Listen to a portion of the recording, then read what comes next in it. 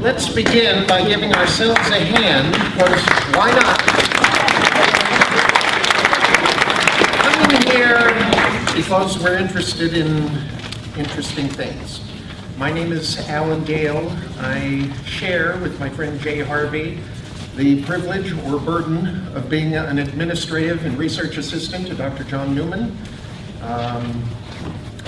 That's an interesting place to be.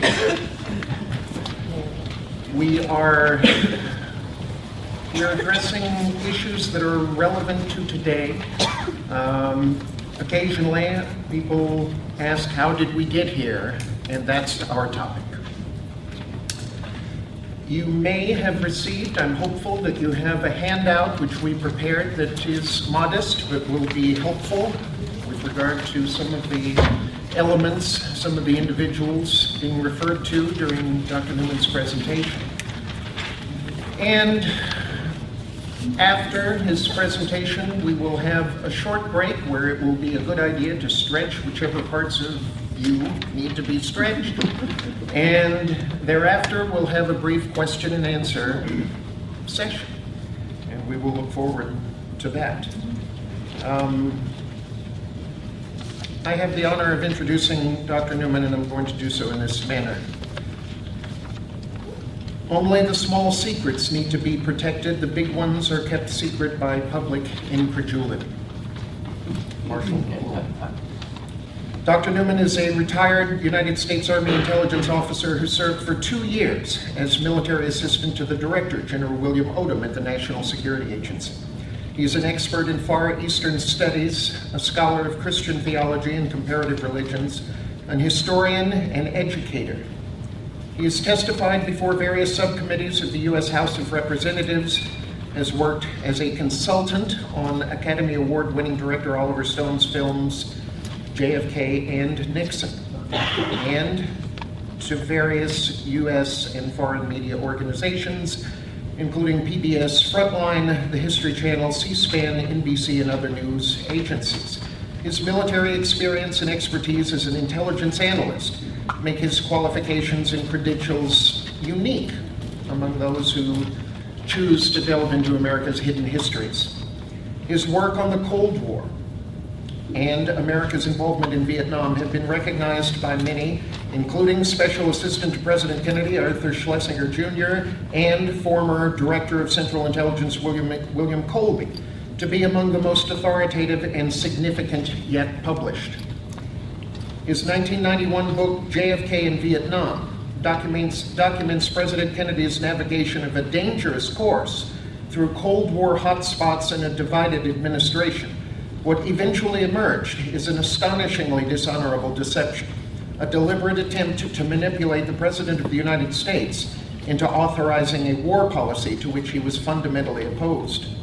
The media firestorm created by the thesis that JFK was committed to withdrawing from Vietnam at the time of his death, and obstructions such as the book's suppression by Warner Books after only 5 months on the bookshelves did little to dissuade Dr. Newman from pursuing the story wherever it might lead.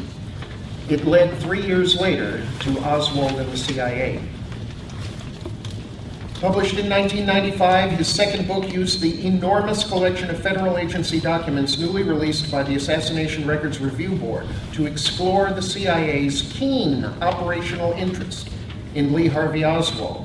It focused on the people and components within the agency who opened and maintained Oswald's intelligence files for 4 years prior to the president's assassination, and it provided evidence to explore the question of whether Oswald might have been a witting false defector when he left the United States for the Soviet Union on October 31st, 1959.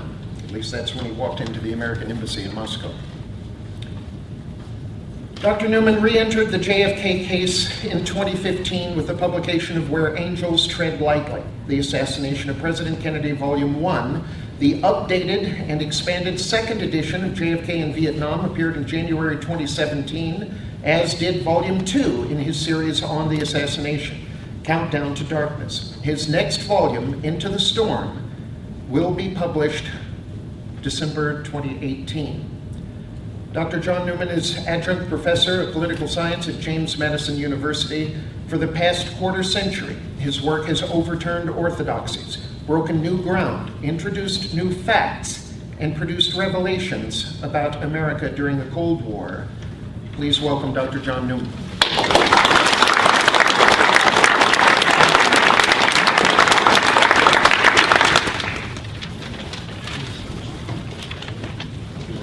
Testing. There it goes. Everybody hear me? Good. Thank you, Alan. Thank you all for coming.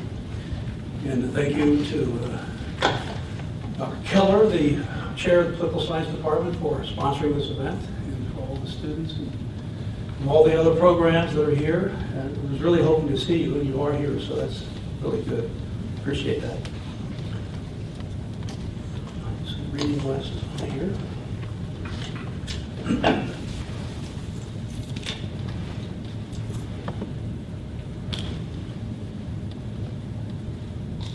Go to slide 2. In January 2017, I released Countdown to Darkness. It was the second volume of my new series on the Kennedy presidency and his assassination in 1963. In the first chapter, I reconsidered the case for a false defection of Lee Harvey Oswald in 1959, 4 years before he became the alleged assassin of JFK. 22 years ago, in my Oswald 1995 work, Oswald and the CIA, it was the first time I seriously examined the possibility that the counterintelligence chief of the CIA, James Jesus Angleton, might have orchestrated the dispatch of Oswald to the USSR as a provocation, a dangle to help surface a KGB mole of the CIA. At the time, I said that the hard evidence for this possibility was not overwhelming and perhaps even weak. In the intervening years, I've had time and a great deal of new information to consider. And I now believe the case for false Oswald defection is much stronger than I realized in 1995. The implications of a false defection scenario fundamentally affect, in important ways, our understanding of Oswald's behavior in Japan, his reason for leaving the Marines, his 1959 defection in Moscow, his 1962 redefection to the United States, his 1963 attempt to defect again to the USSR, and his presence in Dealey Plaza, Dallas, Texas, on the day JFK was assassinated. Oswald's 1959 defection in Moscow was an important episode in the CIA KGB spy wars during the Cold War. His activities in New Orleans and Mexico City in the summer of 1963 ignited an intense chapter in that struggle. I now understand that the espionage and counterintelligence games taking place from 1953 to 1964 are the essential backdrop that permits us to understand Oswald's journey during that period. Lee Oswald became, to borrow a metaphor, an extremely important pawn on the Cold War chessboard. I am not here this evening to discuss who shot JFK, nor to discuss the medical forensics of the case. My background in military intelligence and 20 years of work for the NSA, and my 30 years as an academic in political science and history leave me better suited for what I've come here to talk to you about tonight. A consequential chapter of espionage and counterintelligence operations during the Cold War. More specifically, the KGB CIA spy wars in Lee Harvey Oswald and the Angleton mole hunt in the CIA Soviet-Russia division. Most of the names that are on that sheet of paper that you got are important, and I'm going to be using them a lot. I pulled out as many names as I possibly could, so avoid confusion, and you'll hear no acronyms other than CIA or KGB or US or USSR. Everything else is going to be the full breakout of the acronym. In January 1957, Vladislav Kovshuk, a KGB officer who was in charge of the KGB's work against the American embassy in Moscow, traveled to the Soviet embassy in Washington under the pseudonym Komarov. Not until the end of the Cold War did a spy master named Tenant Bagley, Pete Bagley, learned from a former KGB spy master, Sergei Kondrashev, the reason for that trip. Kovshuk had gone to America to communicate with the KGB Mole who had penetrated the CIA. That Mole had critical news for Kovshuk to take back to Moscow. A major in Soviet military intelligence, the GRU, had defected to the CIA. His name was Pyotr Popov, on the screen there. We are uncertain of how many details about Popov's treason the KGB Mole was able to convey to Kovshuk. But we do know that Popov had been passing sensitive Soviet secrets to the CIA since late 1952. And as fate would have it, about 15 months after Kovshuk's discovery of Popov's defection in April 1958, the CIA learned from Popov himself about the KGB Mole and the CIA. Popov had overheard a drunken GRU officer state that the Mole had betrayed the full technical details of the CIA's super-secret U-2 spy plane. That airplane could fly at 80,000 feet, above the ability of Soviet radar to pinpoint its location and shoot it down. The primary mission of the U-2, as it flew over Soviet territory, was to collect data on the USSR's ballistic missile developments. At the time, the US and USSR were in a race to develop nuclear-tipped intercontinental ballistic missiles. Those two events, Popov's bombshell about the KGB Mole and Kovshuk's bombshell about Popov, kindled one of the epic counterintelligence battles of the Cold War. The intelligence chiefs in the KGB and the CIA locked horns as both of them undertook actions to neutralize the successful penetration by the other side.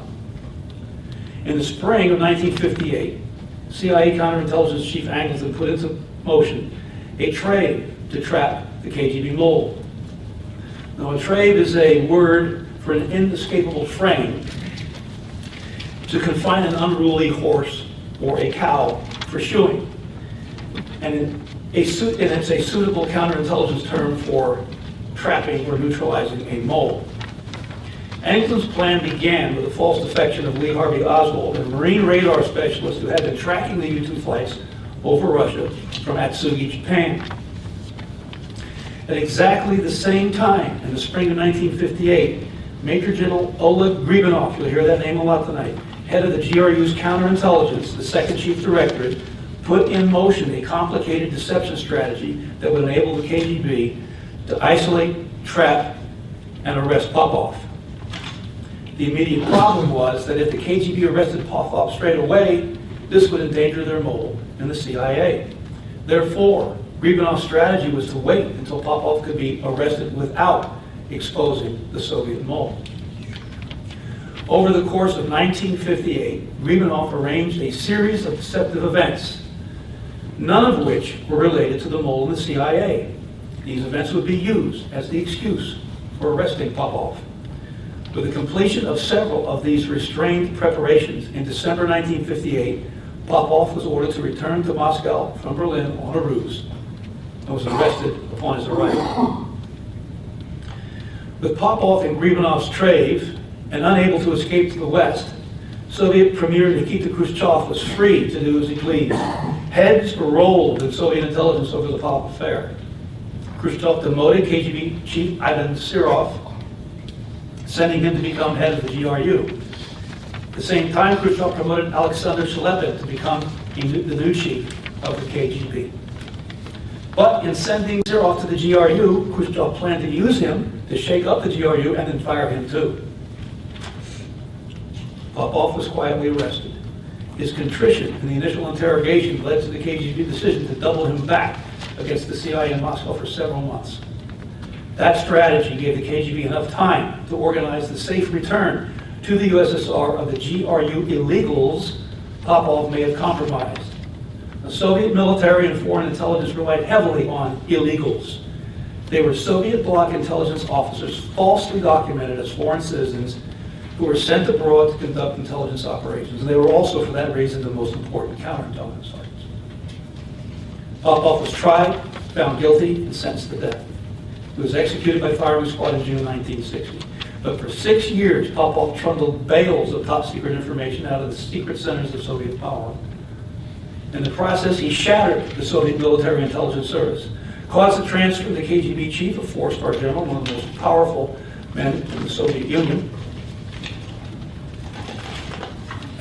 and saved the United States $500 million in military research. And I don't know what that translates to the year, but it's probably 10 billion or 20 billion in today's money. Several months after Popov's U-2 warning, around September of 1958, Oswald allegedly began studying a Berlitz grammar book to teach himself Russian in his off-duty time. Angleton's plan to surface the suspected mole in the Soviet-Russian division was designed to provoke the KGB to communicate with the mole who had betrayed the U-2 program. Angleton's search for U-2 flypaper to dangle before Soviet intelligence would have required enough time to spot and assess available candidates for such a provocation. They died? They died, yeah. Hang on here. Okay. I wonder if I can do this. Here. In a brief time out, we're going to need these slides.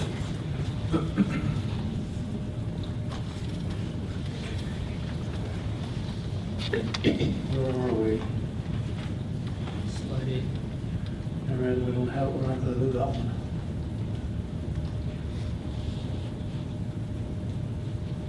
Right now we should use screen off. Okay.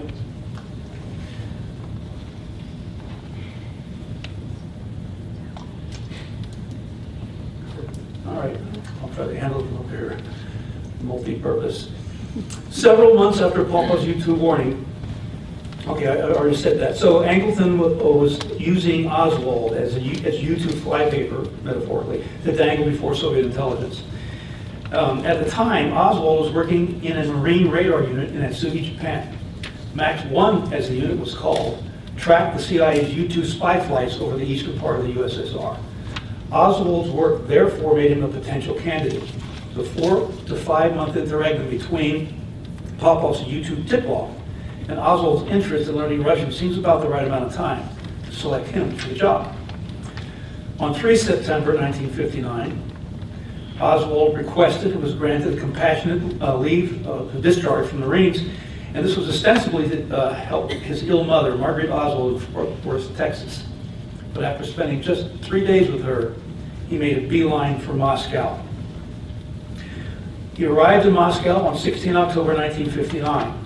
He had already asked Soviet officials to grant him Soviet citizenship before he walked into the U.S. Embassy to defect on Halloween Day, 31 October 1959.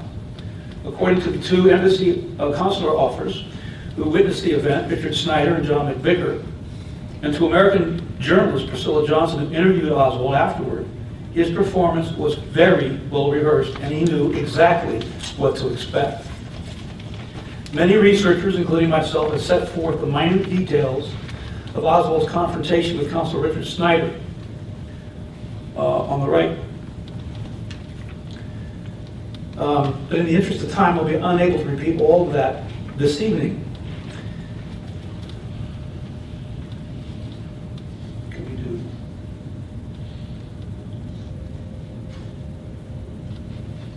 Yes. But there are just 2 points about Oswald's performance that day that I do want to emphasize.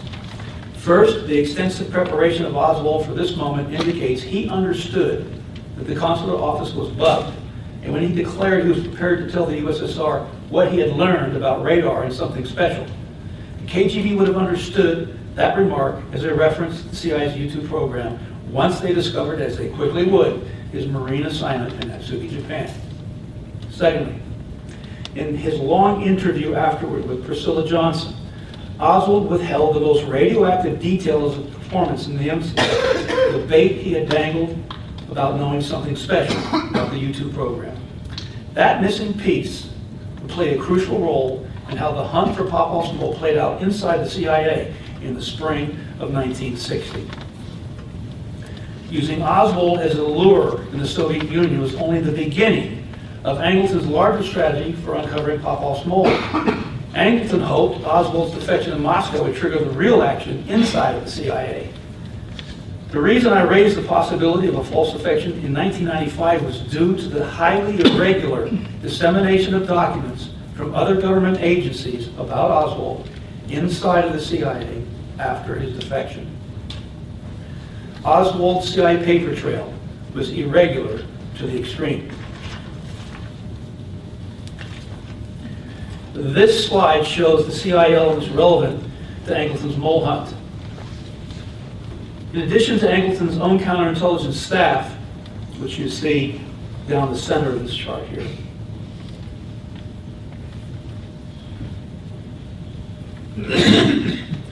the other key component was the CIA Office of Security on the left side. The key to the success of Angleton's strategy required a carefully controlled subversion of internal dissemination procedures. The Soviet-Russia division, this is the director of plans over on the right, these are the covert operational elements that work against countries in, for example, the Soviet Union. Angleton's strategy required a carefully controlled subversion of internal dissemination procedures. The Soviet-Russia division had to be locked out of any dissemination of incoming documents on Oswald's defection in Moscow. The same was true for the rest of the covert directorate of plans, with the exception perhaps of its chief, Dick Bissell, who was responsible for the U-2 program. The incoming Oswald paper trail at CIA included documents from the State Department, FBI, Navy, Air Force, and these were supplemented by newspaper clippings. Governmental documents arrived first at the agency's Records Integration Division, shown at the top. Normally, the following dissemination procedures would have taken place. The Records Integration Division Indexing Office would have assigned a number to each Oswald document before dissemination. The records would then have been sent to the several Soviet elements and the CIA's Director of Plans. Both information and action copies would also have been sent to the relevant security and counterintelligence components. When half a dozen or more records had accumulated, a CIA personality dossier called a Personality 201 file would have been opened on Oswald. Documents arriving in the future would have been kept in its 201 file, along with those that had prompted its opening. The location and upkeep of its 201 file would normally have been the most logical agency operations component, in this case, Branch 6 of the Soviet-Russia division.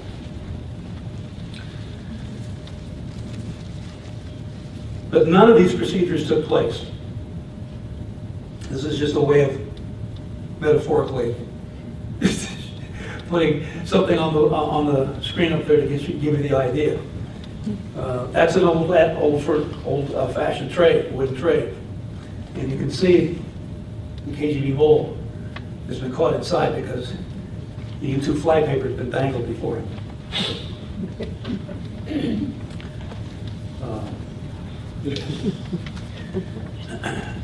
None of these normal procedures took place. Instead, the incoming Oswald traffic was shunted off to Paul Gainer's security research staff in the security office. This capturing of incoming Oswald documents by Gainer's staff is evidence in support of the case that Oswald's defection was an essential feature of Engels' plan to trap the Soviet mole. Of course, for the plan to work, this unusual internal dissemination of records had to have been planned and agreed upon before the defection and the first document about Oswald's defection arrived at CIA. A 201 file was not opened on Oswald until 14 months after his defection. It was not charged to a branch in the Soviet-Russia division. Rather, it was charged to the mole hunting group in counterintelligence, specifically to Ann Edgeter in the Special Investigations Group. Once the Warren Commission was impaneled to investigate the assassination of President Kennedy, the CIA told the Commission that they had no files at all on Oswald until December 1960, when his 201 file was opened. That untruth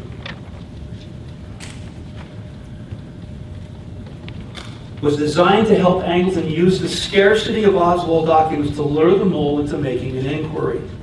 The principal officer behind the mole hunt would have been Angleton, but the strategy to trap Popov's mole was a joint effort between Angleton's mole hunters and the security research staff of the Office of Security.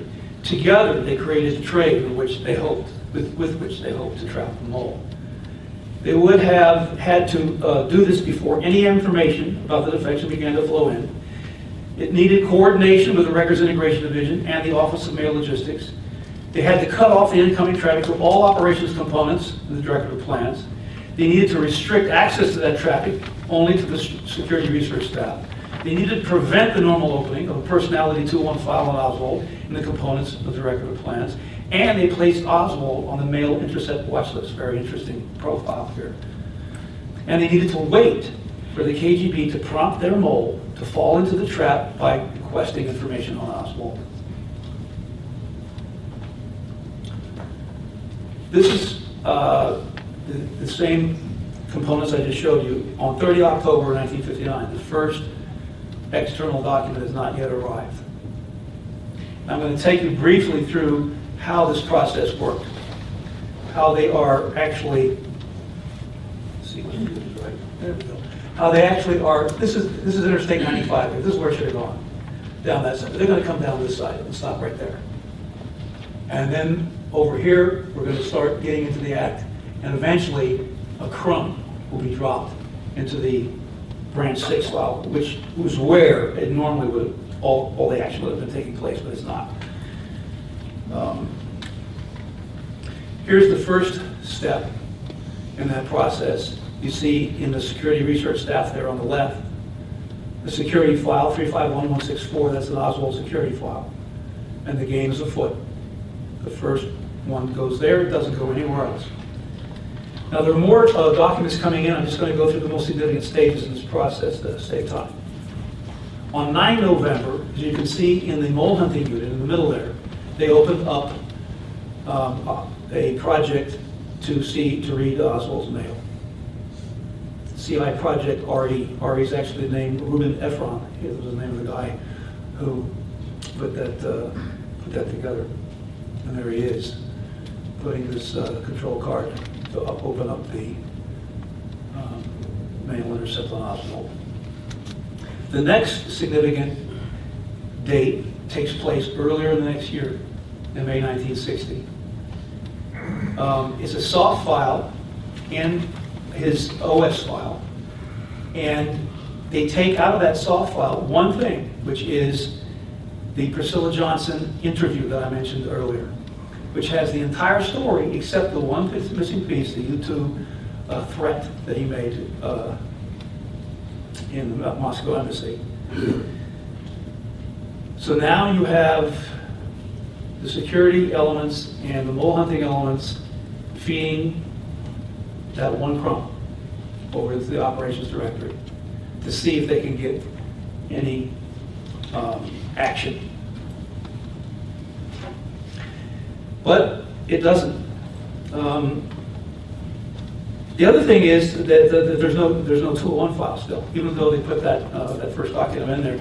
And so what's really going on at this point is that precisely because Priscilla Johnson's interview did not have, or was missing the U2 threat, the result was that the regular dogs, the functional branches, and counterintelligence and counterespionage elements within the Soviet division would be unable to bark about Oswald's implied threat to commit an act of espionage.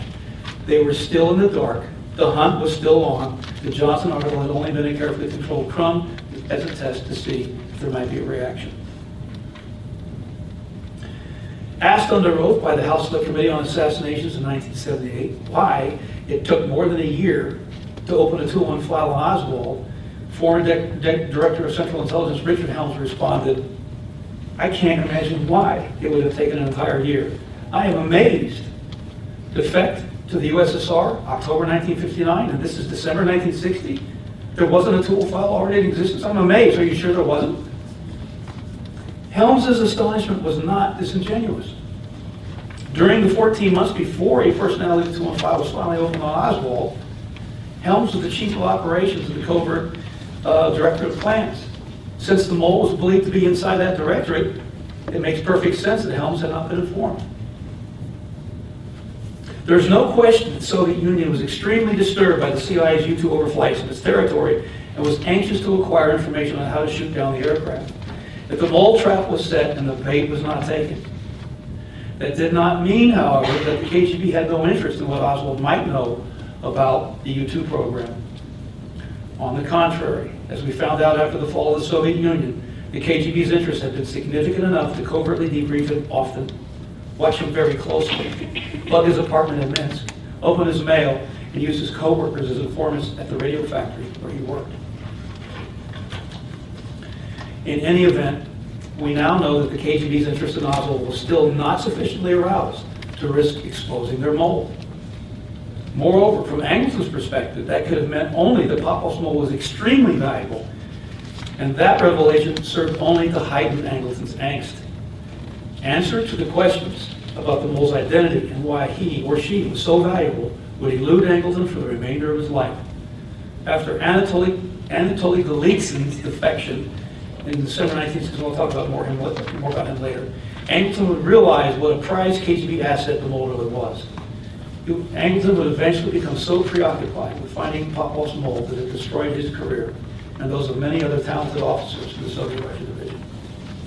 At the end of my presentation, I will tell you how we know for a fact that the mole existed and was never uncovered.